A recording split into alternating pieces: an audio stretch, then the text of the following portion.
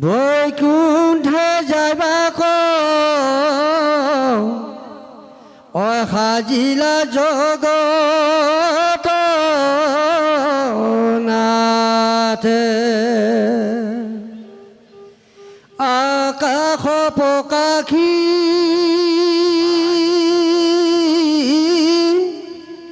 কৰিলা প্ৰয়াণ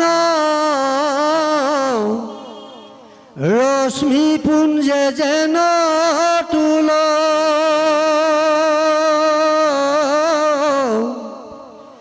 দেখিনে দেখে বিজুলি শতকে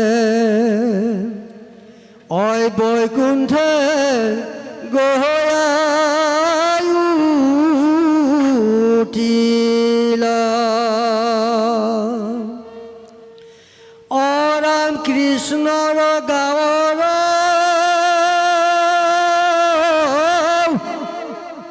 ৰশ্মি লাগি আখি ব্ৰহ্মা আদি দেৱ মানে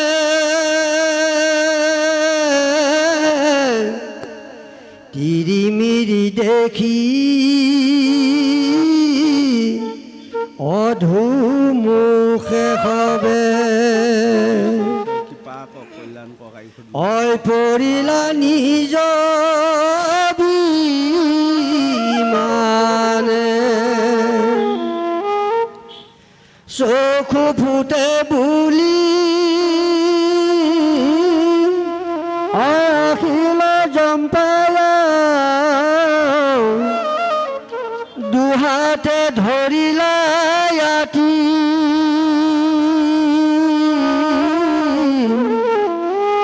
অনন্ত সজাত শেষ বখিলা অই কৰি আতি পৰি পাতি ঈশ্বৰে কৃপা কৰক কল্যাণ কৰক আয়ুষত বিঘিনি শূন্য কৰক সৌভাগ্যৱান হওক মনৰ বাঞ্ছা পূৰ্ণ কৰক ওম শান্তাকাৰং ভুজংগ শয়ানং পদ্মনাভং সুৰেশং বিশ্বধাৰং গগন চৰিচং মেঘ বৰ্ণং শুভাগমং লক্ষ্মী কান্ত কমল নয়ন যোগীভি ধ্যান গম্যং বন্দে বিষ্ণু ভৱভয় হৰং সৰ্বলোকৈক নাথম। আজি পশ্চিম মৰিগাঁৱৰ শ্ৰী শ্ৰী কৃষ্ণ মন্দিৰত মহাভাগৱত অনুষ্ঠানত সমবেত হোৱা সাধু গুৰু বৈষ্ণৱ ভকত ভকতনী যুৱক যুৱতী শিশু কিশোৰী সবাৰ পাৱধূলি আমাৰ অধৰ্ম মাথাত থাকক। আজি আমাৰ পৰম ভাগ্য এই মন্দিৰত আহি আপোনালোকৰ নিচিনা ভকত ভকতনীসকলৰ পাৱধূলি পাই আমি বহু কৃতাৰ্থ হৈছোঁ আৰু সেয়ে আজি একাদশ স্কন্ধত পৰম প্ৰভু ভগৱন্ত কেনেকৈ বৈকুণ্ঠক গ'ল এই কথাখিনি পাঠকে গাই গৈ আছে। আমি তাৰে দুআষি ভাঙনি কৰি যাম। জানি বা অজানিতে যদি আমাৰ কিবা আকপিচ হয় আটাইকণ আপোনাক সকলে শুধৰাই ল'ব। সবাৰ ওচৰণতে মোৰ প্ৰণিপাত থাকিল। কাৰণ সেই লোকসকল শাস্ত্ৰ ভাগৱতে আমাক বুজাই আছে হস্তিৰো পিছলে পাওঁ সৰ্জনৰো বুৰে নাও আংক তুমি জানিবা সবাই। সেই লোকসকল ডাঙৰ ডাঙৰ হাতীৰো কেতিয়াবা ভৰি পিছল খাই যায়, মহা মহা সজনসকলৰ কেতিয়াবা নাওবোৰ খায়।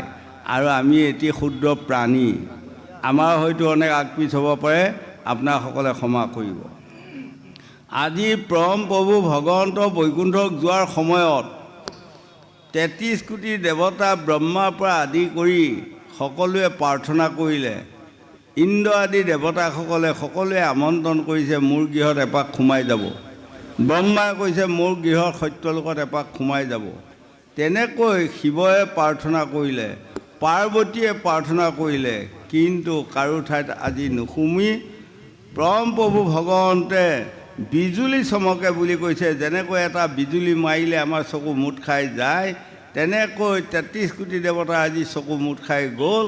বিজুলী চমকে প্ৰভু ভগৱন্ত বৈকুণ্ঠত প্ৰৱেশ কৰিলেগৈ। সেই লোকসকল এয়াতে আমাক আজি ভাগৱতে চাৰি প্ৰকাৰে বুজাই আছে। প্ৰথম প্ৰকাৰটো বুজাই আছে বিশ্বত। আজি এইকণ কথাকে গংগাৰ পাৰত শুকদেৱে পৰীক্ষিতক বুজাই আছে আৰু পৰীক্ষিতে প্ৰশ্ন কৰি আছে, কাৰণ 7 দিনৰ ভিতৰত তক্ষজ্ঞে পৰীক্ষিতক দংশন কৰিব। গতিকে নিৰুপায় উপায় পৰম ধন দিয়া প্ৰভু নাৰায়ণ। আজি পৰীক্ষিত ৰজাই প্ৰশ্ন কৰি শুনোৱাই আছে। এইটো হ'ল বিশ্বৰ কাহিনী। আৰু এটা ভাগে আমাক বুজাই আছে, ভাগৱতে যিমান দেহে সিমান, দেহে যিমান ভাগৱতে সিমান। এই লোকসকল, ভাগৱতখন এখন পৰমাৰ্থী তত্ত্ব। ভাগৱতখনে আমাৰ গোটেই দেহটোত বুজাই আছে। আমি দেহটোত বুজিবা যত্ন কৰিব লাগিব, হয়নে? আৰু ভাগৱতে আমাক বুজাই আছে বা বুজাই যাব, ভাৰ্যা পুত্ৰ ল'ৰা ছোৱালী সংসাৰখনৰ মাজত কেনেকৈ আমি সকলোৱে ব্যাকুল হৈ আছোঁ। ব্যাকুল হৈ আমি শান্তিৰ পোহৰ পথটো এৰি অশান্তি মায়াৰ পথত কেনেকৈ আমি বাট লৈছোঁ, এইকণ কথা মহাভাগৱতে আমাক বুজাই আছে। এতিয়া ত্ৰিদশ দেৱতাসকলে ব্ৰহ্মাপে আদি কৰি সকলোৱে ইমান প্ৰাৰ্থনা কৰা স্বত্তেও সেইসকলৰ আজি সন্মুখত মুখামুখি নহ'ল। কি কাৰণত নহ'ল জানে? আমাক কৈছে সত ৰজ তম, এই 3টা গুণৰ ভিতৰত যিসকল লোকে তম গুণত আছে সেইসকলক প্ৰভু ভগৱন্তে কোনোদিনে দৰ্শন নিদিয়ে, আৰু যিসকলে ৰজগুণত আছে সেইসকলক পৰম প্ৰভু ভগৱন্তে কোনোদিনে দৰ্শন নিদিয়ে।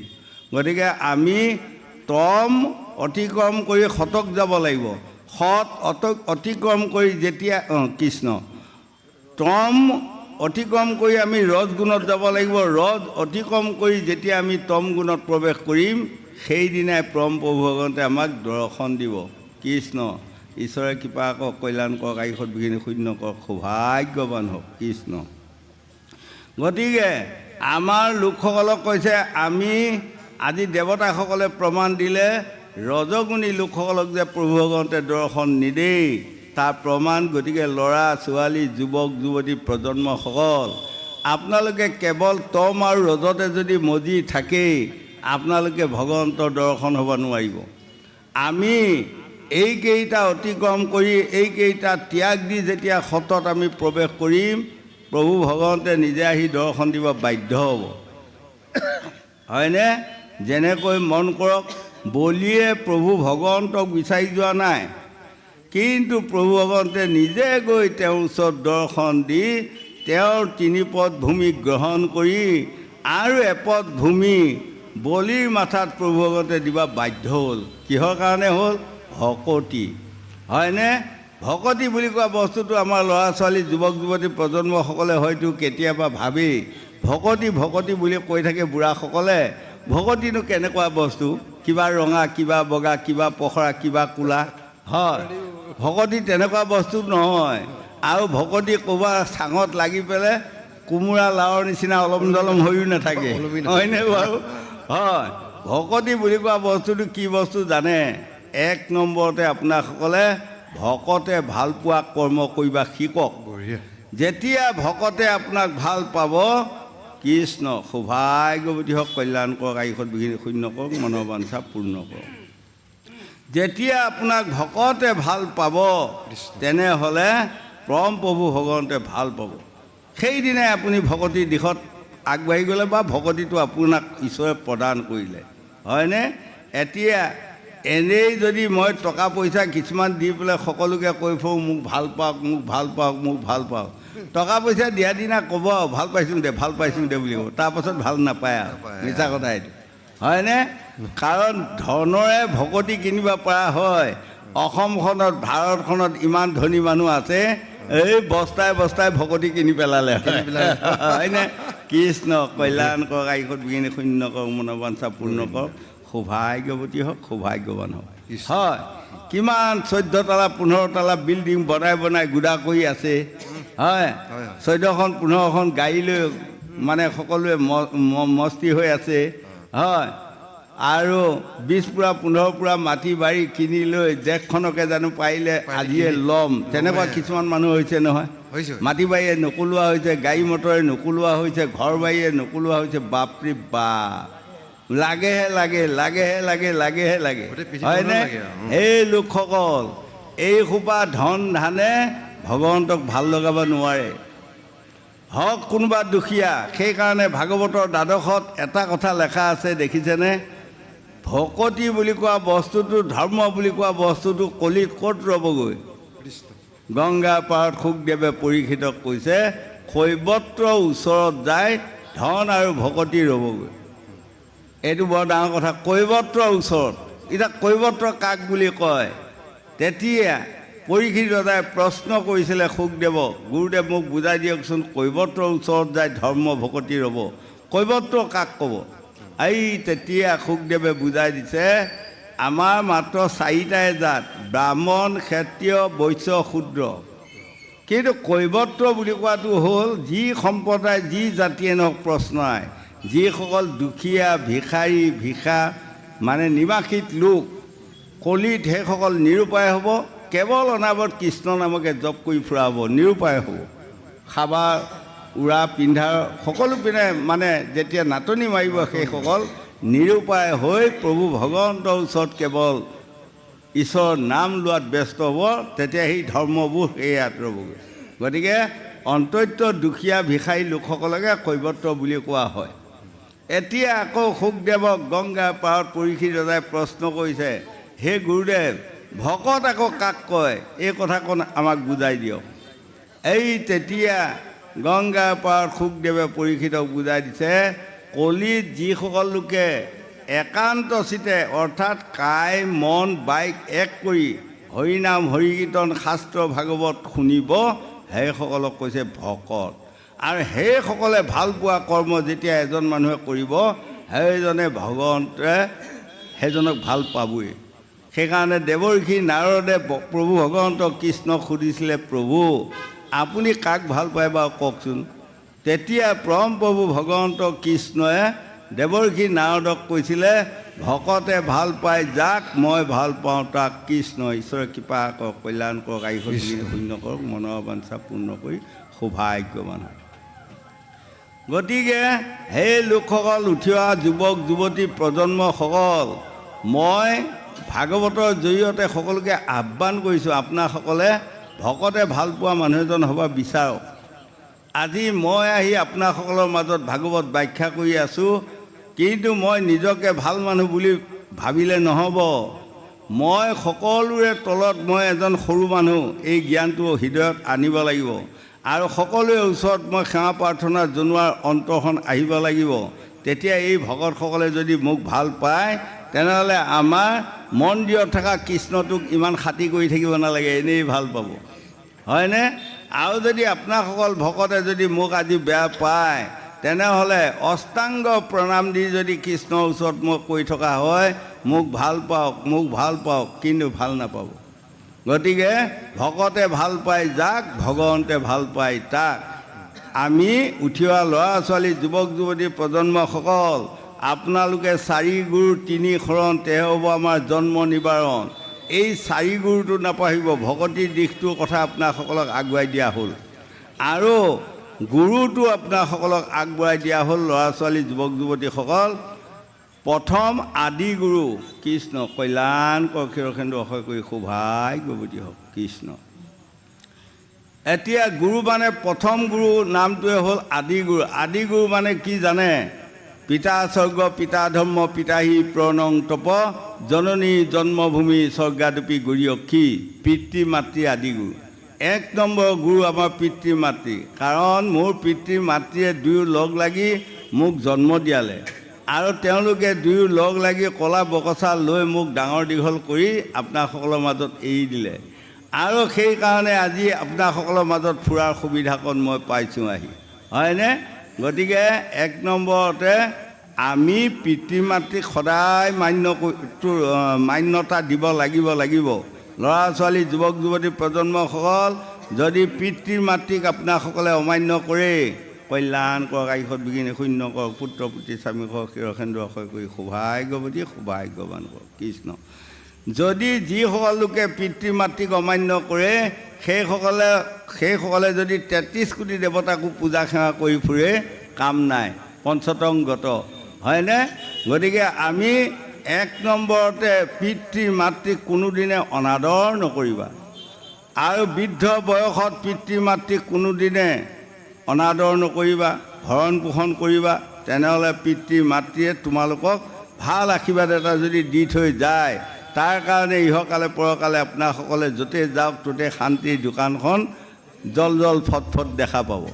আৰু পিতৃ মাতৃক যিসকলে অমান্য কৰিলে, অৱজ্ঞা কৰিলে, বৃদ্ধ বয়সত ভৰণ পোষণ নকৰিলে, কৃষ্ণ ঈশ্বৰে কৃপা কৰক, কল্যাণ কৰক, সৌভাগ্যৱান হওক, সৌভাগ্যৱতী হওক, মনৰ বাঞ্ছা পূৰ্ণ কৰক। তেনেহ'লে সেইসকলে এই পৃথিৱীখনত সুখ বিচাৰি ফুৰিলেও সুখৰ দোকানখন ক'ত আছে তেওঁলোকে বিচাৰি উলিয়াব নোৱাৰে। আমাক আজি ভাগৱতে এইকণ কথা 4 প্ৰকাৰে বুজাই গৈ আছে। গোবিন্দ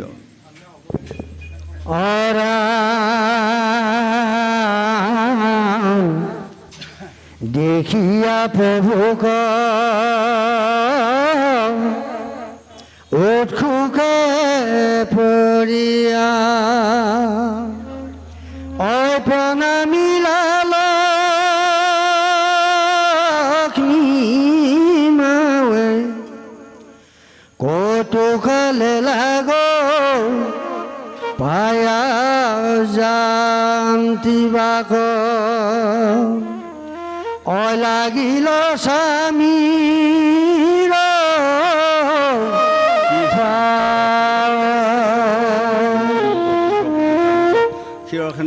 মুখ পাৰিষদে উপাসী চৌপাশে নম্ৰভাৱে তুতি বোলে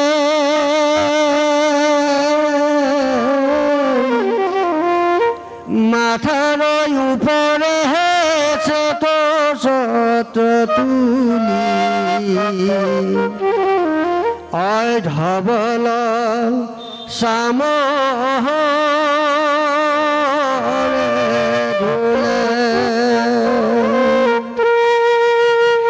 ৰাম কৃষ্ণক দেখিতে কৰে আয়া যাত চতুৰ্ভুজ সেনা সানি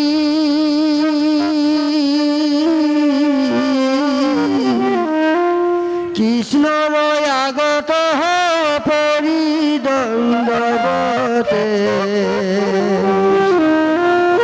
লৰে কৃষ্ণ জয় বাণী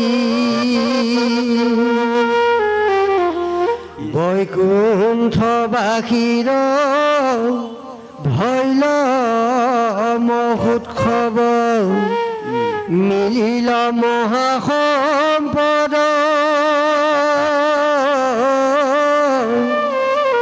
ৰংগে ঠাৱে ঠাৱে গুণ গীত গাৱে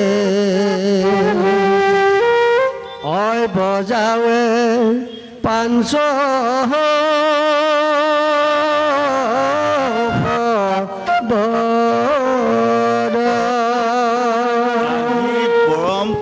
ভগৱন্ত বৈকুণ্ঠক গৈ দেখা দিয়াৰ লগে লগে লক্ষ্মীয়াই ব্যাকুল হৈ গ'ল। কাৰণ লক্ষ্মীয়াই আজি বহুদিন প্ৰভু ভগৱন্তক বাট চাই আছে। দুষ্টক দমন শান্তক পালন কৰিবৰ কাৰণে পৃথিৱীক আহি আজি যাওঁতে যাওঁতে 125 বছৰ গুচি গ'ল। 125 বছৰ মূৰত আজি যায়। লক্ষ্মীয়াক দেখা দিয়াৰ লগে লগে লক্ষ্মীয়াই আনন্দত সীমা নাই। প্ৰভু ভগৱন্তৰ ভৰিত ধৰি সেৱা প্ৰাৰ্থনা কৰি সন্তুষ্ট কৰি আছে। আৰু সেই লক্ষ্মীয়াই মন কৰিব, ৰাৱণে সীতাক মানে হৰণ কৰিলে। কৃষ্ণ ঈশ্বৰে কৃপা কৰক, কল্যাণ কৰক, আয়ুষত বিঘিন মনৰ বাঞ্ছা পূৰ্ণ কৰক, সৌভাগ্যৱান কৃষ্ণ। এতিয়া যি সময়ত অৰ্থাৎ বৈকুণ্ঠৰ 7ম দৰ্জাত জয় বিজয় আছিল, এই জয় বিজয় দুটা যেতিয়া জয় আৰু বিজয়ে অলপ ডেকা হৈ নিজৰ মাতৃ লক্ষ্মীয়াইকে মানে হৰণ কৰিবা দুয়ো বিচাৰিলে, তেতিয়া লক্ষ্মীয়ে আচৰিত হ'ল। আৰু তেতিয়া এই বিজয়ক জয় বিজয়ক যেতিয়া তেওঁ 2-4 আখৰ কথা কোৱাৰ পাছত তেতিয়া কিন্তু জয়ে কৈছিলে, মই তোমাক এদিন হৰণ কৰিহে এৰিম। এই তেতিয়া লক্ষ্মীয়াই মানে কৈছিলে, যিদিনা তুমি মোক হৰণ কৰিবা সেইদিনা তুমি সবংশে ধ্বংস হ'বা। গতিকে এই লক্ষীয়াই অংশৰে সৈতে আহি সীতা জন্ম হ'ল আৰু এই জয় আহি ৰাৱণৰ জন্ম লৈ সেইটো জন্মত সীতাক হৰণ কৰি তেওঁ সবংশে ধ্বংস হ'ল হয়নে? গতিকে আমাক কয় যে সেই লোকসকল পৰৰ তি হৰণং গতি নাই মৰণং ঢৌ ঢৌ নৰকত বাস।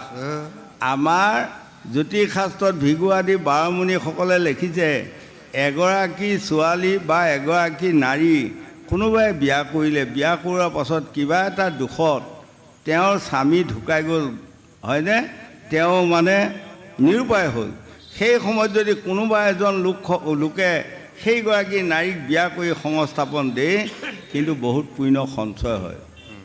আকৌ যদি কোনোবা স্বামী থকা নাৰীক যদি কোনোবাই হৰণ কৰে তেনেহ'লে মানে নৰকত বাস, ঢৌ ঢৌ নৰকত বাস, তেওঁ ৰেহাই নাই, তেওঁ নৰকত যাবই লাগিব। এইকণ কথা গংগাৰ পাৰত আজি শুকদেৱে পৰীক্ষিতক বুজাই আছে। তেতিয়া লগে লগে আকৌ শুকদেৱৰ ওচৰত চৰণত ধৰি পৰীক্ষিত ৰজাই প্ৰশ্ন কৰিছে, গুৰুদেৱ আপুনি কওকচোন, যদি পৰতি হৰণং গতি নাই মৰণং ঢৌ ঢৌ নৰকত বাস আপুনি কৈ আছেই, তেনেহ'লে ৰাৱণে পৰতি হৰণ কৰি কেনেকৈ গতি পালে? এই তেতিয়া শুকদেৱে কৈছে, ধন্য ধন্য ৰাজা পৰীক্ষিত, তুমি বৰ সুন্দৰ প্ৰশ্ন কৰিছা, এই প্ৰশ্নৰ উত্তৰ মই দি যাম, এইকেইটা পৃথিৱীত পৰি ৰ'ব। এদিন যিসকল যুৱক যুৱতীয়ে এই প্ৰশ্নকেইটাৰ উত্তৰকেইটা পায় হৃদয়ত আকুলি ল'ব জানিব, সেইসকলে ইহকালে পৰকালে আত্মাক গতি দিব পাৰিব। কাৰণ ৰাৱণে পৰ উপকাৰ কৰাত মানে পাৰ্গত আছিল হয়। সেইকাৰণে কৈছে বৈষ্ণৱ সনাতন ধৰ্মৰ অৰ্থ কি? এজনে কৈছে সত্যটো হৃদয়ত জীয়াই ৰাখা, বোলে শুদ্ধ উত্তৰ। আৰু এজনক সুধিলে বৈষ্ণৱ সনাতন ধৰ্মৰ অৰ্থ কি? পৰৰ উপকাৰ সাধন কৰা, শুদ্ধ উত্তৰ। এজনক সুধিলে তেওঁ কৈছে নিৰাশ্ৰয়ক আশ্ৰয় দিয়া, এয়া শুদ্ধ উত্তৰ। তদুপ যেতিয়া ৰামে সীতাক বিচাৰি সাগৰৰ পাৰত শিবিৰ বান্ধি সীতাক উদ্ধাৰ কৰা যত্ন কৰিছিলে, সেই সময়ত অগস্ত্যী মুনি আহি ৰামক মানে পৰামৰ্শ দান কৰিছিলে। তাৰমানে ৰামে নৱলক্ষ উষহিনী বিভীষণৰ পৰা লক্ষ্মণকে আদি কৰি সকলোৰে আগত কৈছে যে আজি মই জুইত জাপ দি মানে দেহ ত্যাগ কৰিম, কাৰণ মই সীতাক উদ্ধাৰ কৰিব পৰা ক্ষমতা নাই আৰু নোৱাৰিম, গতিকে মই মৰাই ভাল। এই সময়ত আহি অগস্ত্যী ঋষিয়ে পৰামৰ্শ দিলে যে এটা কথা, তুমি যদি এটা ডাঙৰ শিৱযজ্ঞ কৰা, অৰ্থাৎ শিৱ আৰু পাৰ্বতীয়ে লংকাৰ ৰাজ্যখন, ৰাৱণৰ ৰাজ্যখন ৰক্ষণাবেক্ষণা দি আছে, তেওঁ মহাভকত। গতিকে তুমি যদি শিৱযজ্ঞ কৰি যদি 108টা আহুতি দিয়াব পাৰা, এজন পুৰোহিত লাগিব, যিজন পুৰোহিতে 12 বছৰ একেৰাহে 5টা গায়ত্ৰী কৰি আছে, সেনে পুৰোহিতৰ দ্বাৰা যদি আপুনি শিৱযজ্ঞটো পাতি লয়, তাৰপাছত আপুনি ৰাৱণক বধ কৰি সীতাক উদ্ধাৰ কৰিব পাৰিব। সেই মৰ্মে মানে যজ্ঞ ঠিক কৰিলে আৰু লিগিয়াক পঠাই দিলে। কিন্তু য'তে যায় ত'তে পুৰোহিত পায়, আৰু যদি পুৰোহিতক সোধে আপুনি একেৰাহে 12 বছৰ মানে গায়ত্ৰী কৰি আছেনে, এই তেতিয়া ক'ব নাই, নহ'ব, নাই পৰা হয়নে? এতিয়া আমাক যদি কোনোবাই কয় এবছৰ আপুনি একেৰাহে গায়ত্ৰী কৰিছেনে, মই লগে লগে এতিয়া ফেলে হ'ম, নহয়নে বাৰু? আজিৰ দিনটো গ'লেই গায়ত্ৰী নকৰাকৈ, যোৱাকালি দিনটো গ'লেই হয়নে? আজি এসপ্তাহমান কৰাই নাই, গায়ত্ৰী কৰা সময়ে নাপাওঁ, ঘূৰি ফুৰোঁতেই গ'ল। গতিকে পুৰোহিত নোপোৱাৰ পাছত ৰাম বৰ বিপদত পৰিল। সেই সময়ত বিভীষণে কৈছিলে এজন মানুহ আছে কিন্তু একেৰাহে 12 বছৰ নহয় আৰু বহুত বছৰ গায়ত্ৰী কৰা পুৰোহিত আছে, কিন্তু আপুনি আনিবনে নানিব, সি বা আহিবনে নাহিব মই নাজানো। তেতিয়া ক'লে কোন? ক'লে ৰাৱণ।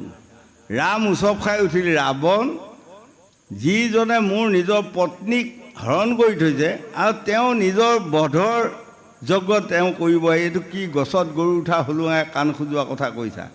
তেতিয়া কিন্তু বিভীষণে কৈছে আপুনি যেনেধৰণে ভাবিছে তেনেধৰণে ৰাৱণ নহয়, ৰাৱণ এজন বিদগ্ধ পণ্ডিত।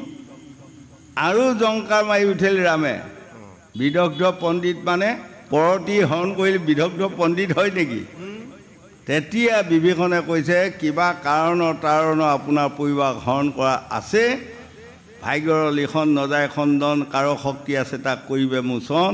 সেই প্ৰকাৰে তাৰমানে সত্য যুগৰ প্ৰথমতে যে জয় বিজয়ৰ লগত যে এই বাদানুবাদ লাগাত এই কথাটো এতিয়া ইয়াত আহি মিলি গৈছে, সেইটো যেনিবা বিভীষণে কোৱা নাই। গতিকে আপুনি লিখছলিগীয়া পঠাই দিয়কচোন, ৰাৱণটো আহিবও পাৰে, হয়নে? আৰু তেতিয়া সেই মৰ্মে লিখছলিগীয়া মই চমু কৰি দিলোঁ, লিখছলিগীয়া পঠাই দিলে।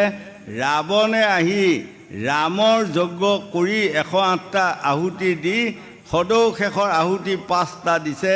ৰাৱণ বধৌক, ৰাৱণ বধৌক, ৰাৱণ বধৌক। সৌভাগ্যৱতী আইসবিহীনে শূন্য কৰক, মনৰ অবাঞ্ছা পূৰ্ণ কৰক। কৃষ্ণ কৃষ্ণ হয়নে? আৰু তেতিয়া যজ্ঞ সমাপ্তি কৰি ৰাৱণ গুচি গ'ল। ৰাম সেই সময়ত কঁপি আছে, বাপৰে বাপ, হয়নে? আৰু তেতিয়া ৰামে 2 চকুলো ওলাই আছে। তেতিয়া কয় যে সেই সীতা, তোমাক মই উদ্ধাৰ নকৰিম, তুমি য'ত আছা ততেই তুমি শান্তিৰে বসবাস কৰা। কাৰণ সঁচাকৈ ৰাৱণ এজন বিদগ্ধ পণ্ডিত, এনে এজন ব্ৰাহ্মণক বধ কৰি মই ব্ৰহ্মহত্যা পাপত আৰু কৰিব নোৱাৰোঁ। এই তেতিয়া বিভীষণে কৈছিলে, প্ৰভু ৰাৱণৰ কৰ্ম সীতাক হৰণ কৰা, হৰণ কৰি লৈ গ'ল, আৰু আপোনাৰ কৰ্ম ৰাৱণক বধ কৰা, সীতাক উদ্ধাৰ কৰা। আপোনাৰ কৰ্ম আপুনি কৰক, নিজা নিজা কৰ্ম নিজে নিজে কৰি যাওক, হয়নে? আৰু সেই মৰ্মে ৰাৱণক বধ কৰি সীতাক উদ্ধাৰ কৰিলে। আজি মানে গংগাৰ পাৰত শুকদেৱে পৰীক্ষিতক কৈছে, গতিকে যিজন মানুহে নিজৰ দেহটো উচৰ্গা কৰি মৃত্যু মুখলৈ ঠেলি দিব পাৰে, তেওঁ পৰতি হৰণ কৰা পাপেও তেওঁ স্পৰ্শ কৰিব নোৱাৰিলে।